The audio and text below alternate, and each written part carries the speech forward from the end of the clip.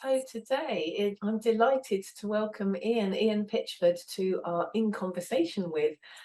Ian is presenting at the NLP conference in May next year, and your topic, Ian, is ancient wisdom for a happy life.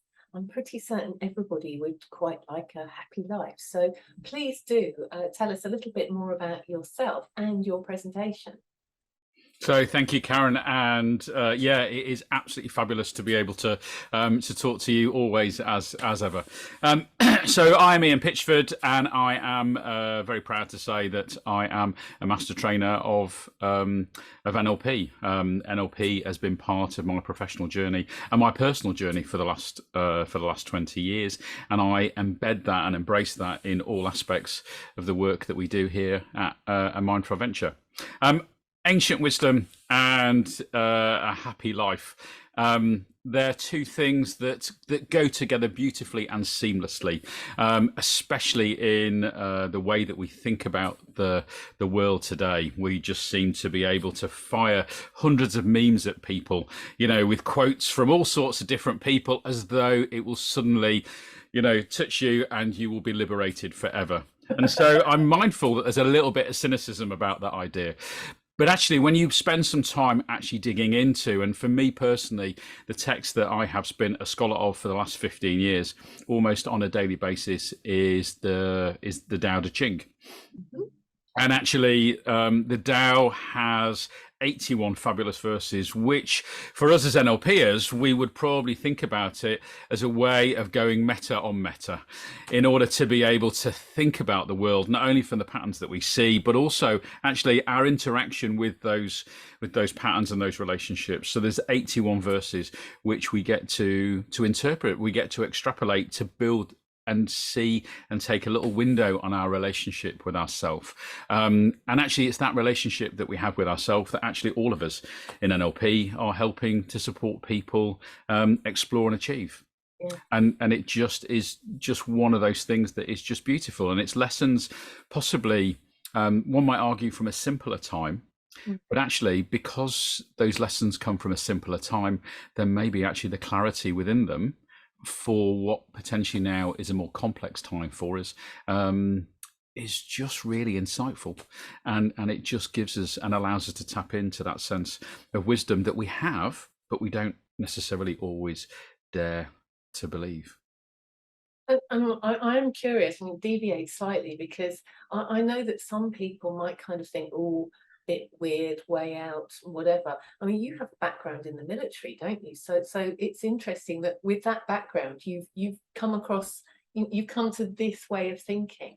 So what's behind that? Well, those two things are seamlessly interchangeable. Actually, one of the things when you go and study warfare, in order to be able to deliver it, then one of the great texts that people use, even at staff college, as you go and learn the art and the administration of significant warfare campaigns, Sun Tzu wrote a book called The Art of War. Right. It's that relationship with things, even those people that I'm sure there are people amongst us and our community that are, that are really quite hardcore scientists or mathematicians. Mm-hmm. And actually there's a point where actually mathematics becomes incredibly creative. When you think about the beauty of a snowflake, actually it's mathematics, it's a fractal all day long.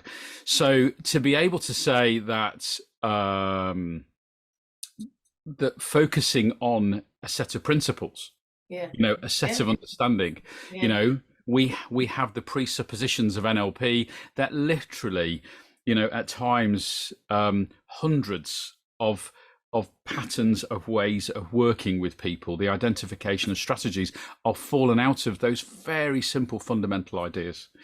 And so actually the Tao Te Ching is no different. Whilst there are 81 verses, there are only 2 or 3 very powerful principles that sit within those 81 verses. And actually all aspects, those hundreds of patterns fall out. And certainly for those people who have a good grasp of the presuppositions of NLP, then actually as you look into the Tao Te Ching, then you might just get a hunch about where they came from. and I am sure that John and Richard and Frank would say that it was an organic creation that came simply out of their work, but actually, in all things we see a hologram, we see an echo of many of the things that we believe to be true as NLPers in some pieces of that ancient wisdom. And actually, in that ancient wisdom, it just gives us the ability to be able to apply it in a much more practical, pragmatic way. And so, being a military man, then it's about being efficient, it's about being focused, and it's about being pragmatic. And actually, the Tao Te Ching gives us the ability to be able to do that. So I love it. The two things sit seamlessly together. It's wonderful, and it's lovely to understand that to that as well. I think that's really important. So thank you for that slightly left field question. So what will delegates take away from your session, Ian? They'll take away a smile. I could say, actually, if we're being very NLP about this, they'll take away whatever they choose to take away, Karen. From that, because actually, that I suppose it depends on what side of the cause and effect equation we're living at. What I intend to supply is to give them the options for the things that they want to take away. Is a smile, very definitely. Is an insight.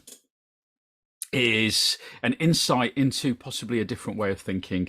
If we were to use a very modern word, it might be a bit of a paradigm shift. Okay.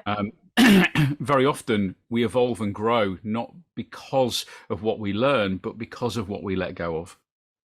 And fundamentally, I'm going to dance with throughout all of it. We spend a lot of time dancing with the notion of our relationship with three words: do, have, be.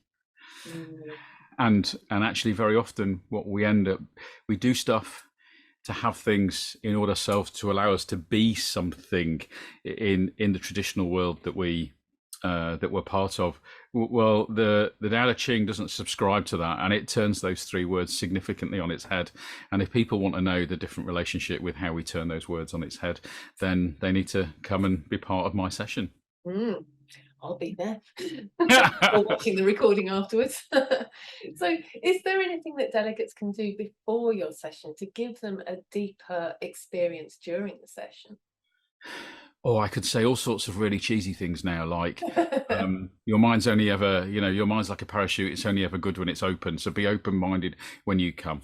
I think what can delegates do before they come is, if they want to, they could actually pick up a copy of the Tao Te Ching and have a look through.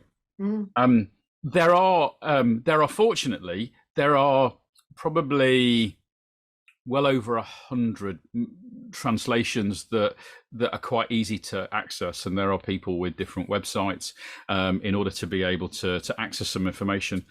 If they want a much more pragmatic actual understanding of it, is they could actually look at my YouTube channel and see the blog, because I lived it and a relationship with it for 81 days, thinking about each lesson each day. In order to be able to do that. And I did that a few years ago.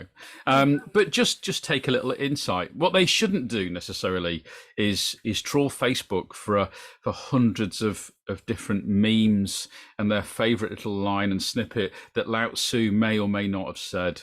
Right, yes.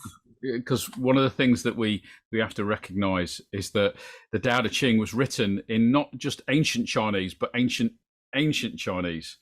And so, as we know in NLP, language is such an important part of us. But some of the characters, the Chinese characters that were actually used, don't even exist anymore. Right. It's all in the translation. Right. And the good news is we have a link to your YouTube channel on your page on the website already. So that's a good. Okay, cool. Find it. So that's brilliant. I certainly will be looking at that, because it's something that fascinates me. So what does the NLP? I mean, you've been to the conference, you've presented at the conference, you've attended the conference. We've known each other for a number of years. So what does the NLP International Conference mean to you?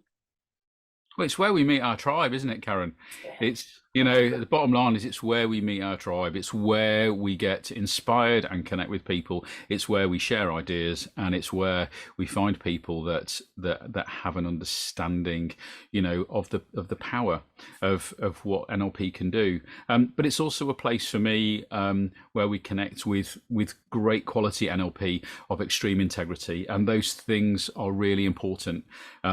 As an ex-military man, then we run our colours up the mast, and we stand proudly behind them. And the conference is an important place for me, that I feel each year that we stand front and centre around the quality and the integrity of the NLP that we deliver to the communities that we touch. That's so lovely. Thank you. That's really. I mean, I think that's one of the essences that runs through the conference, and why people like you present. So, we are so grateful for your contribution. So for those people watching, Ian Pitchford is presenting at the virtual element of the NLP conference this year. So you are presenting, Ian, on Saturday, the 20th of May, next year, 2023. And the topic of the topic is Ancient Wisdom for a Happy Life, and you're delivering that presentation at 15:30 BST next year. So thank you so much, Ian, for joining us, and really looking forward to next year. Stay safe, Karen. Bye-bye.